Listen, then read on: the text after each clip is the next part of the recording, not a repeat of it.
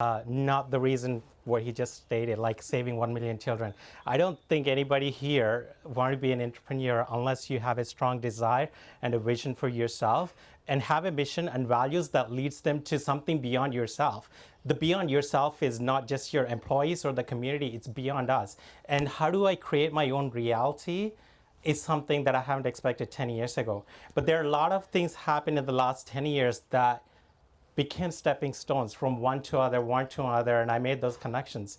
But I want to take you back to the story. Like, I want to share with you where I started. I moved here to Kamloops 2008, and I'd never been to Canada before. Who would thought, like, you're in Kamloops, I just put a dot, I found a job, I just moved here. And coming from England and to like London, England, and a small place like this, oh my God, it's not the same.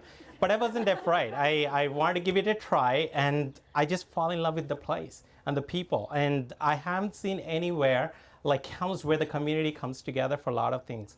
I travel a lot, and I haven't seen this anywhere else. So going back to the question of why we want to be entrepreneurs, how many of you have a vision and mission and a value statement in the office today? A lot of us, right? We found our purpose and we want to do greater good. But when I first started, I'm just an employee in a company, and I don't know what to do. I was just working and working and working. And this is when Peter from Mastermind Studios, now we started a Race to Million. Back in 2009, how many of you heard Race to Million? It's an amazing mastermind group that we were part of, and our goal was, I'm going to make $1 million, put a date. Like, how do you manifest this? And then I was like, oh, is that easy? And my belief was, watching a lot of Bollywood movies in my teen years, the hero in the movie has this great idea, and then in 2.5 hours, he turns into a multi-million-dollar idea. Like, how did that even happen, right? And I drank the Kool-Aid, and I was under the perception. And then once I got into the business, I know nothing about running a business. It was long working hours. I don't know how to do bookkeeping or accounting. I don't even know how to count the money properly. Okay, do I need to charge the tax or not? Like, we have some accountants and lawyers in the group here. So I had to take some programs to enable myself to be an entrepreneur. And what came in really handy is Kamloops Innovation Council that we have today. It wasn't there back those days. I had to go to Vancouver and Kelowna to take some of those courses. But it's changed a lot. Like, now we have a lot of support. And I went to Venture Kamloops with my business plan. They've been great support. They looked at it, it's a great plan, but is the market ready for it? Because it's 10 years ago, programmatic digital advertising is something new. And I was like, okay, I'll take my chances. And I just got into it. I reached out a couple of agencies. This is what we're offering. And I haven't had a single response, and I was surprised. There are probably two reasons. Either they don't understand what the product is, or I don't have a customer for my product. So I got to solve the problem. It's like, for example, take shoes. Oh, I'm making shoes. Is that open shoes? Or there is some design on the side, or there's a strap? Like, people demand multiple things, and the same applies to the B2B. What kind of product that I can create that solves a problem and also gives them what they want? So I started doing my research, and I create a product. And I was like, that's amazing. I have a product to sell. Now I have a business. But the reality is, again, nope, you don't have a business. You have a product, that's great, but how do people going to know about it? And being new to the Kamloops and not being born here, that was one of my challenges back then. How do I sell this product? Who do I reach out? And the first 2 years, I'm like, I'm going to make like $100,000 in my first year. And I'm like, okay. And I looked at the balance sheet end of the year. I just had one client in my first year. So what do I need to change? And again, this is evolving the business model as I grow. So am I going to get more clients or adding staff? And I don't have a lot of money to spend. So I looked at it, the business model as evolving. That's when I realized it's not a business plan anymore. It's a model that continuously evolving. And how do I change some of these methodologies and operations that I have in place to grow with that? So I got my first client, and back to 2011, we were nominated for the Kamloops Chamber of Business Chamber of Commerce. Sorry, I'm stuttering. Kamloops Chamber of Commerce Business Excellence Awards. And when I heard the news, this is amazing. Somebody nominated us. I can't believe it. And we were chatting in the office. Who would have nominated? It's like, being a little kid that's being pressed down all the time. Now it's my time to prove. I'm going to tell my dad that I got nominated for an award. And I call my dad, hey dad, I got nominated for this. And my dad is like, I told you, don't get into the business. My dad is a teacher, and they never believed in running a business, and they haven't seen that side of me. And like many parents do, like, if my kids are doing something, I get afraid, like, what's going to happen to them? So now I understand them. And we were like, okay, how are we going to present ourselves as a business so we're getting the award? And my intention was, I'm going to get these awards. And there are two categories that we were nominated. Technology, BCLC Technology Innovator of the Year Award and the TD Entrepreneur of the Year Award. I'm like, I'm going to nail these two awards. Like, I'm not going to miss it. I got to get the 100% score.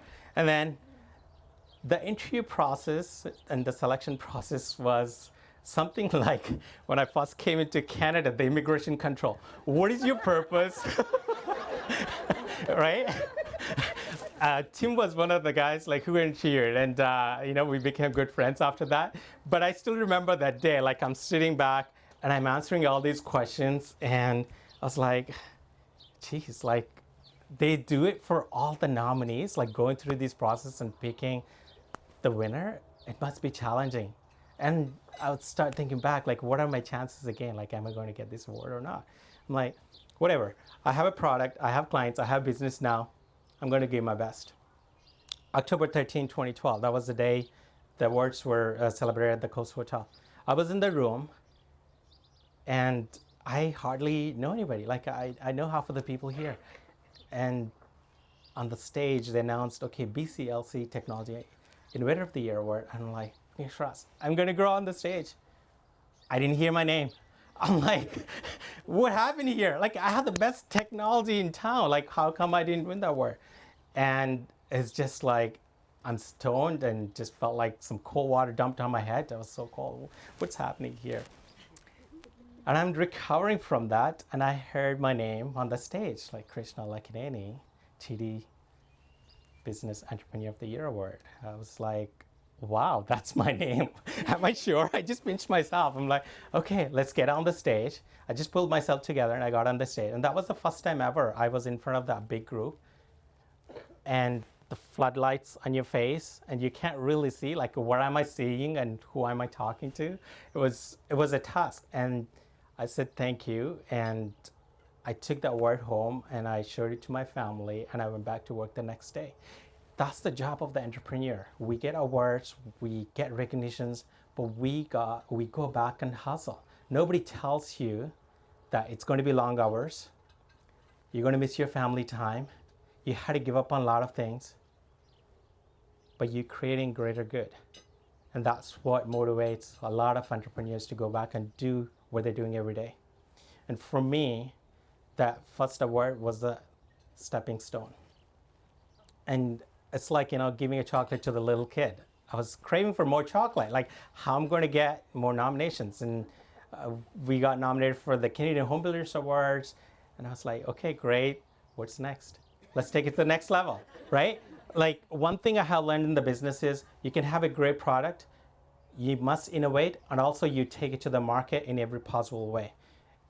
What if I don't get that award? That's okay. We're getting free PR.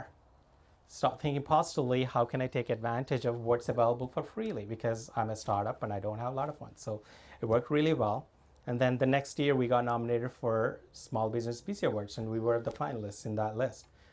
That's great, a small company in Kamloops that's taking the leap into business.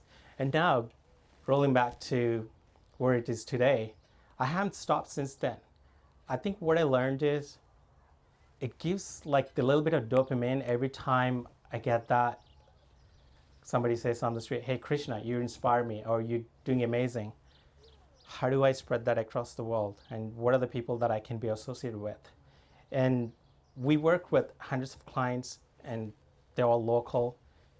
And there are some businesses that we work with there in Hawaii and San Francisco.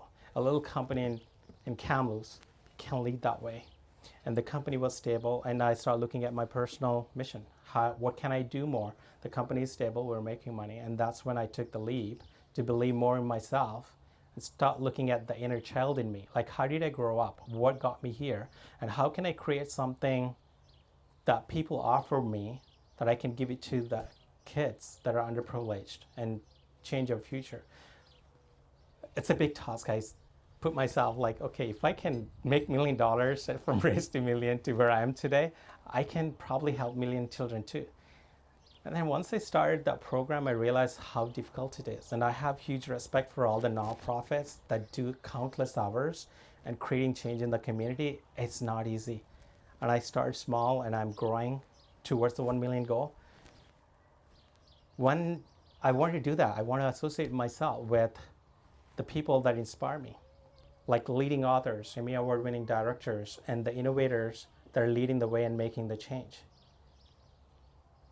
They were there for a reason, and they have done that hundreds of times. And all I could afford is the books, and I read about 10 books a year. And the first book that I read was Sir Richard Branson's Screw It, Let's Do It. Right? You must be familiar with the book.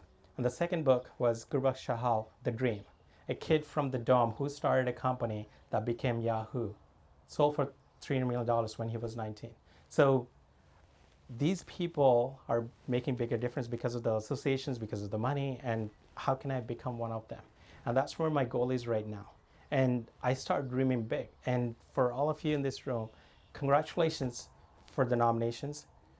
I got to tell you, this is your first step. And there's a lot of things that you can do, and you can grow, and you can do greater good. So I ask you to dream big and never give up. And when you feel, can I do this? Look back why you started and how many people pat on your back and motivated you to move forward. So I encourage all the entrepreneurs in this room to do more good, and I will conclude there. And thank you so much for Acacia and the Chamber of Commerce for giving me this opportunity to share my story, bring it back home. Thank you.